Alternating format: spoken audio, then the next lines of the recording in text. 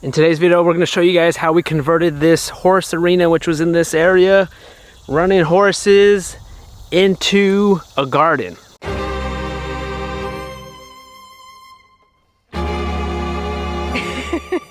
Ah.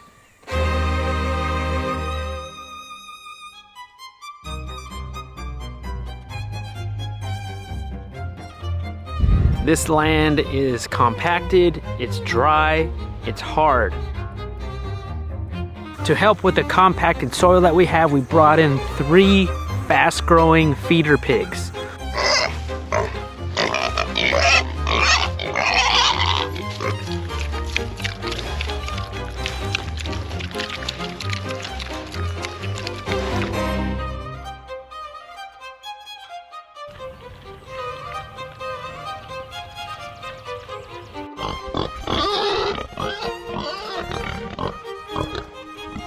Hey pigs! Hey pigs! Hey pigs! Hey pigs!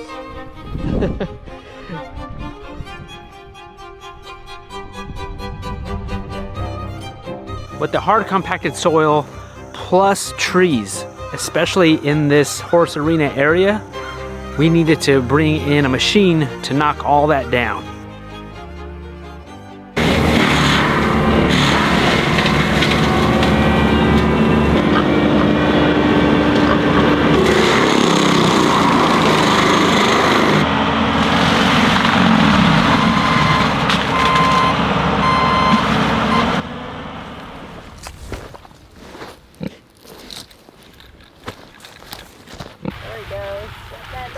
Hi, pig. All right. Woo. So this area is going to be a future garden spot that we have to prep. They pooped and peed in this area. It's still hard as a rock, and we need to till it up.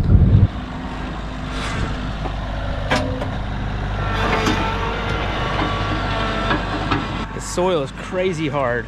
Very hard to compact.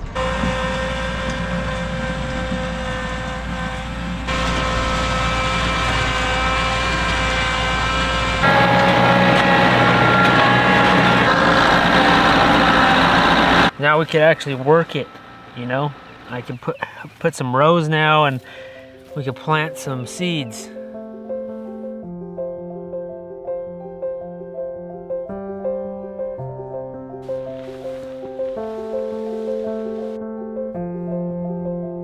No matter how you look at it, it's gonna be a little bit of work.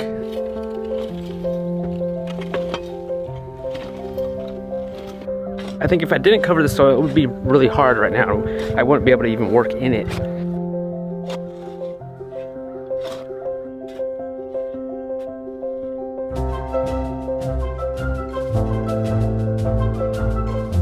And now the next step is getting that soil, that good soil, and putting it right on top of the rows.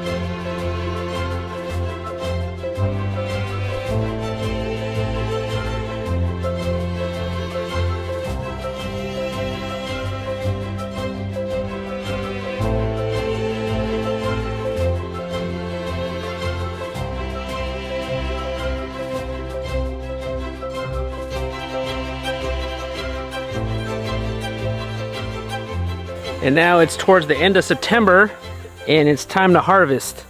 The squash bugs had their way with our garden. It would be nice to turn the chickens loose in this area, but they'll mess up our hills, you know? What's that one? It's a watermelon, but it's got mold. No, might not be good. This one might be for the pigs. We planted more than what we need. Some for us, some for the pigs, some for the squash bugs. some for the groundhog, some for the deer. Oh, there's a pumpkin. I don't hardly see any pumpkins. Meg had given me some seeds, and I know it's those ones over there. So this one kind of looks like a mix between those striped ones and maybe some kind of a winter squash. That's a little watermelon. This is a little one.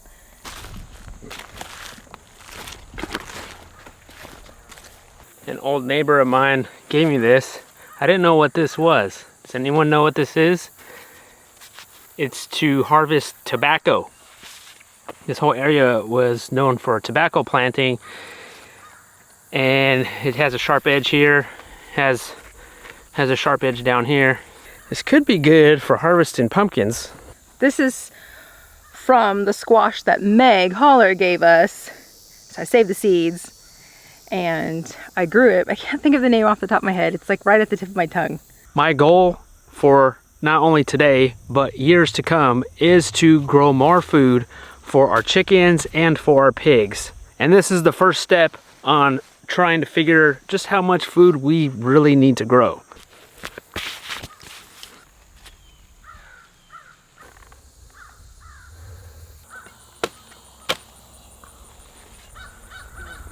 The stem's just breaking off of these. This is the best we did. That's the best? That's the best pie pumpkin we grew. That's terrible.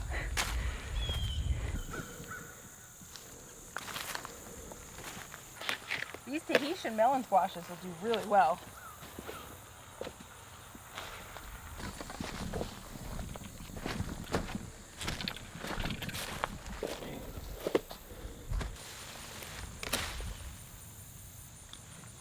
Also, we were able to grow a row of sunflowers. We like to grow these because, well, for one, they're pretty. And then also, we save the seeds and we could send those and have our chickens eat those. These butternut squashes need more time. But let's see if these are ready. Oh yeah, that one's like off the vine.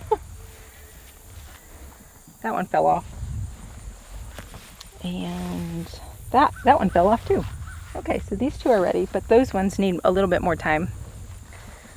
And these are butternut squash. We are making our way down with the Cooney pigs, and we could let them out in this spot, but you know they would eat everything. But they'd probably eat everything in one day. But if we do it right, we can leave some here, and they would definitely clean up the area and give them something to eat. Watch out for snakes. I don't see any. I don't see any. The only place I want to check through is along there. Is it even attached to anything? A little bit. A little one. But I think this is a good. It's not soft or nothing. Good. I think we're good. Okay.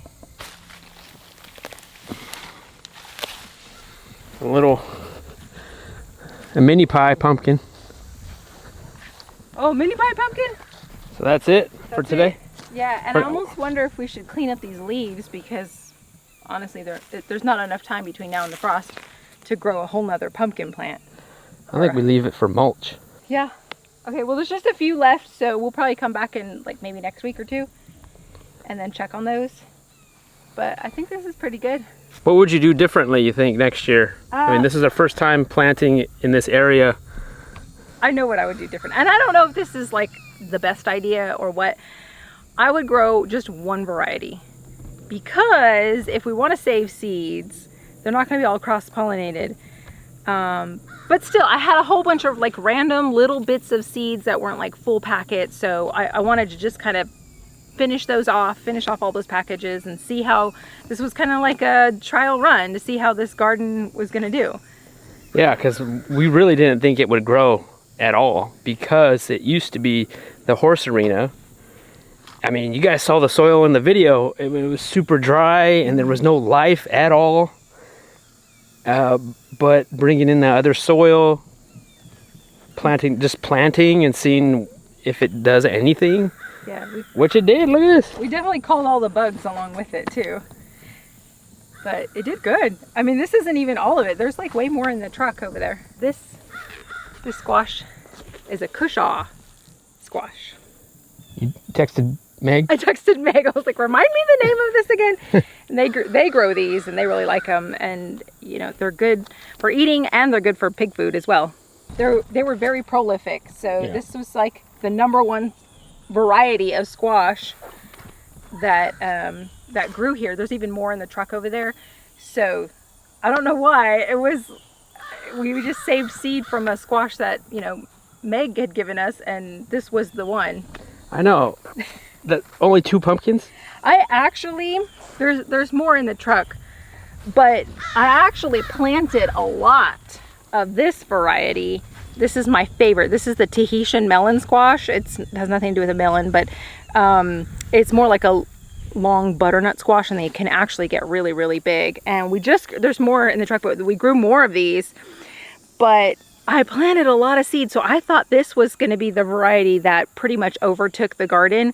Supposedly they're resistant to the vine borer, but apparently the cushaw wins.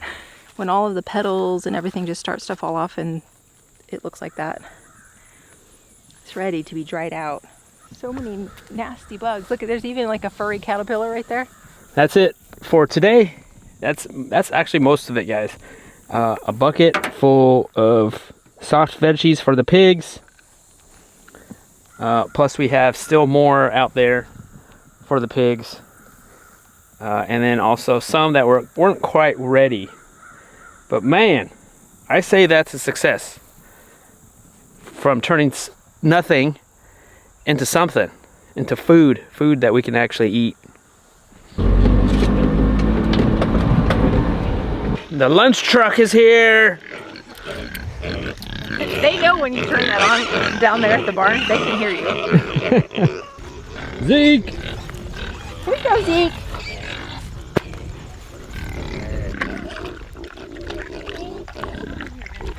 Pigs always stick their nose in the air like, what's that? What's that? What's that? What's that?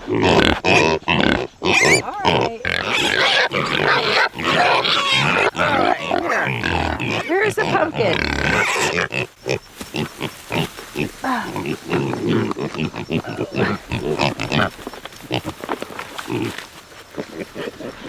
We got peaches. Yeah, I canned peaches and pears yesterday. So this is just what was left. Peach skins and pear cores. And some of the peaches kind of went bad. Making peach bacon. Peach flavored bacon. All throughout the year, spring, summer, we were moving the Cooney pigs up the mountain. They've been all up here, and now we're making our way down the mountain. There's definitely better pasture area, better grasses for them. And you know, we're done with meat chickens, so we have the space down there. So we're making our way. At least once a week we'll move them and continue on.